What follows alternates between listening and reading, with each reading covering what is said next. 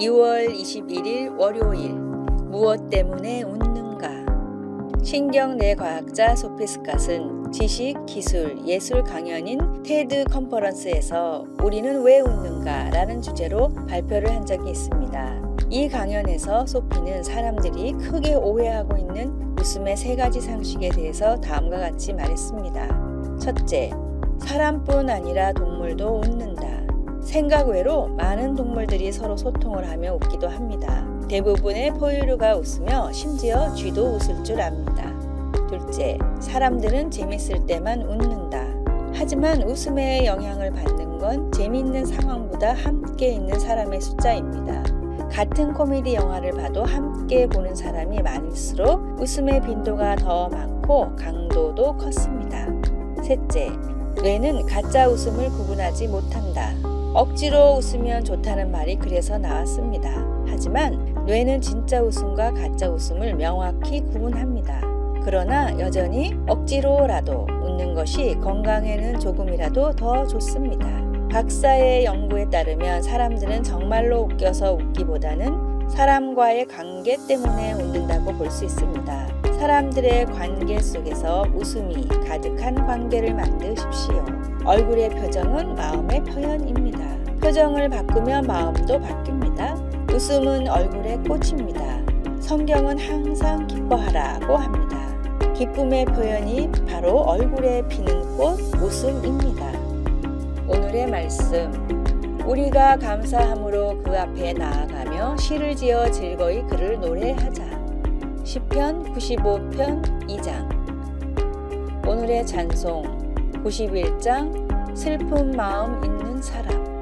오늘의 만나 주님 때문에 웃고 주님 때문에 기뻐하게 하소서. 먼저 웃음을 줄 수 있는 바르고 유쾌한 사람이 됩시다.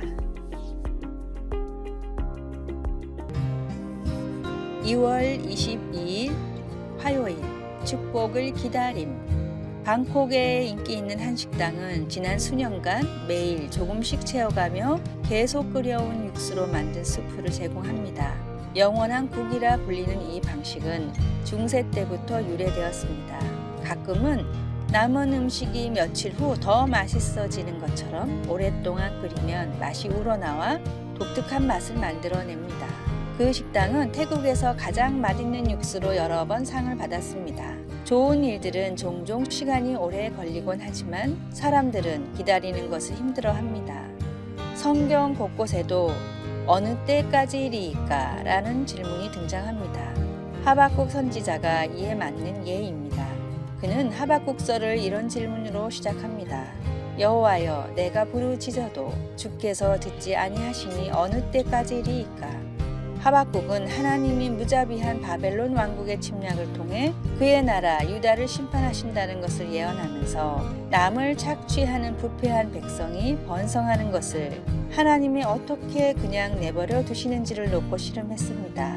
그러나 하나님은 소망을 주시며 그분의 때에 다시 회복하시겠다고 약속하셨습니다. 이 하나님의 도움의 묵시는 정한 때가 있나니 비록 더딜지라도 기다리라. 지체되지 않고 반드시 응하리라. 바벨론 포로 생활은 70년 동안 이어졌습니다. 인간의 셈으로는 긴 시간이지만 하나님은 언제나 신실하시고 그분의 말씀을 지키십니다. 하나님의 가장 큰 축복의 어떤 것은 오래 걸릴 수 있습니다. 비록 더딜지라도 계속 그분을 바라보십시오.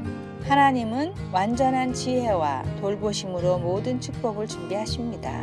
하나님은 기다리면 언제나 좋은 것을 주십니다.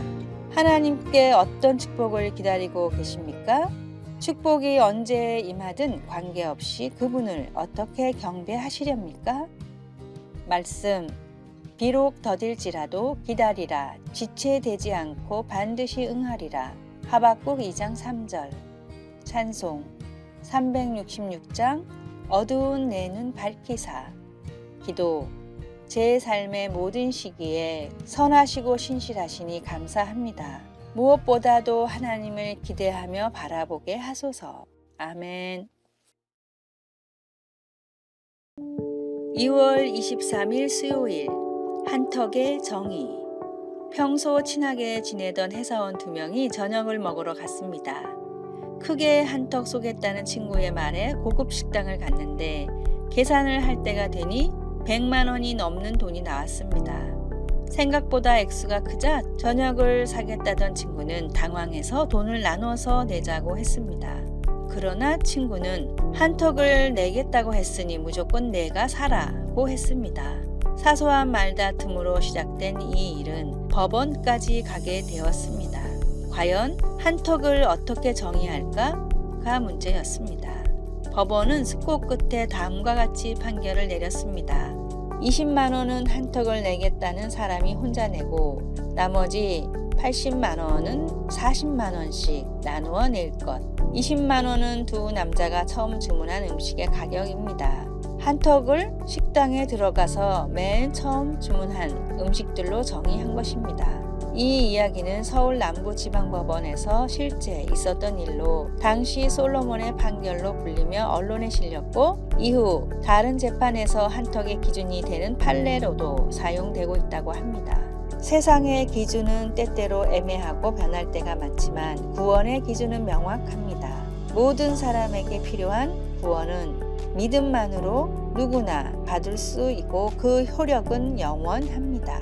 예수님을 믿는 것은 어렵거나 힘든 일이 결코 아닙니다. 마음으로 믿고 입으로 다음과 같이 고백하면 됩니다. 나는 예수님을 구주로 마음에 받아들이며 그분을 믿습니다. 오늘의 말씀. 다른 이로서는 구원을 받을 수 없나니 천하 사람 중에 구원을 받을 만한 다른 이름을 우리에게 주신 일이 없음이라 하였더라. 사도행전 4장 12절. 오늘의 찬송 285장 주의 말씀 받은 그날. 오늘의 만나 친절을 베풀 때에도 주님이 주신 지혜로 합시다.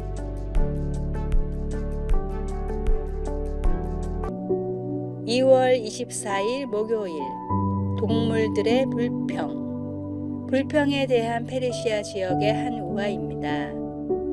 숲속에서 닭과 쥐 그리고 토끼가 함께 살고 있었습니다. 세 동물은 각자 잘할 수 있는 일들을 맡아서 했습니다. 토끼는 요리를 하고 쥐는 물을 길어왔고 닭은 땔감을 모았습니다.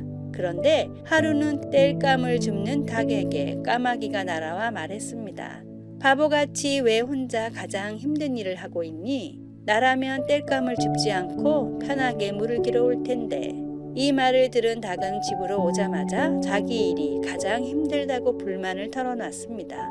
결국 닭의 제안으로 서로의 담당이 바뀌었는데 나무를 하러 간 토끼는 늑대에게 잡아먹히고 물을 뜨러 간 닭은 부리로 물통을 제대로 들지 못해 물을 길다 빠져서 죽고 말았습니다.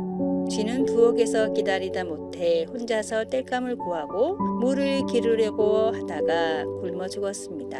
페르시아 사람들은 이 우화를 통해 불평 한마디가 때로는 평지풍파를 일으킨다는 교훈을 가르칩니다.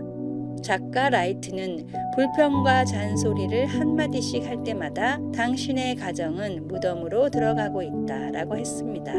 가정, 직장, 교회, 어디에도 불평과 불만이 쓸모 있는 곳은 없습니다. 우리 마음밭에 원치 않는 씨앗이 날아와 싹을 틔운다면 당장 뽑아버려야 합니다. 교만, 시기, 비방, 욕심, 불평 같은 잡초를 싹이 날 때 뽑지 않으면 마음은 잡초로 가득 차 버릴 것입니다. 말씀. 여호와 앞에 잠잠하고 참고 기다리라. 자기 길이 형통하며 악한 꾀를 이루는 자 때문에 불평하지 말지어다. 시편 37편 7장. 찬송 427장 맘 가난한 사람. 기도. 하나님의 사랑과 평강으로 마음을 가득 채우소서. 어떤 상황에서도 항상 먼저 감사의 제목을 찾아 감사합시다. 아멘.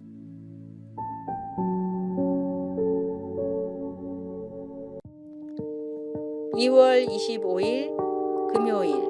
행복 총량의 법칙.